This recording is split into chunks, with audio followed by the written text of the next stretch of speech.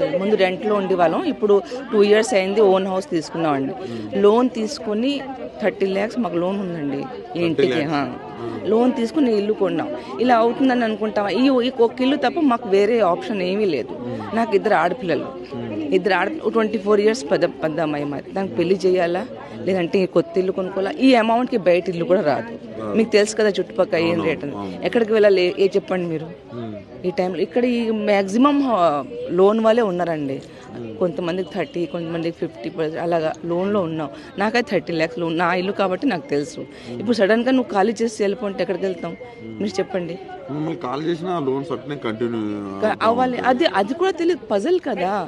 ఇప్పుడు టీడీఆర్ ఏదో పేపర్లో న్యూస్లో వచ్చింది. ఆ టీడీఆర్ మనకి ఏం తెలియదు. మన ఇల్లు ఉంచుకొని మనమే వేరే వెనకలు పరిగెడితే ఎలాగ చెప్పండి? మనకి ఏదైనా ఆప్షన్ ఉందా? అయినా ప్లస్ ఈ ఇల్లు మేము వదలమండి. ఎంపీఆర్ మాకు చాలా కష్టపడి ఈ ఇల్లు కొన్నాం. మా ఆయనకి ఇంకా 5 years ఉంది రిటైర్మెంట్. ఇప్పుడు 5 years రిటైర్మెంట్కి లోన్ కూడా దొరకదు, మీకు తెలుసు కదా. ఇప్పుడు ఎక్కడ పోతాం మీరు చెప్పండి? 2 అమ్మాయిలు నాకు, పెళ్లి చేయాలా, ఏం చేయాలా, చదివించాలా? ఇమోషనల్. 1 year నుంచి నిద్ర లేదండి.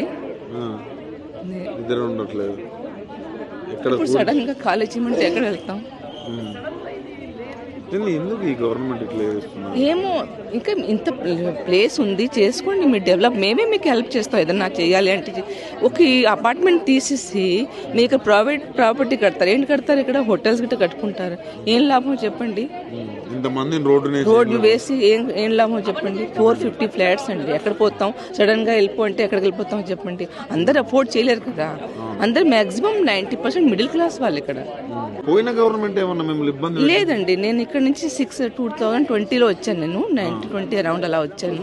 అప్పుడు ఏం ప్రాబ్లం? 1 year నుంచి ఇది గొడవ నడుస్తున్నది. 1 year నుంచి సడన్ గా పేపర్లో నోటీస్ ఇచ్చారు. ఇల్లు పోతే మాత్రం చాలా ఇబ్బంది. మేము రోడ్లో వచ్చేస్తాం. నాకైతే రోడ్లో వచ్చేస్తాం, వేరే ఆప్షన్ లేదు. పోన్ ఒక ఇల్లు ఉంది, పోన్ వెళ్ళిపోయి అక్కడ ఉంటామంటే అది కూడా లేదు కదా మా దగ్గర. ఈ ఇల్లు తప్ప మాకేమీ లేదు.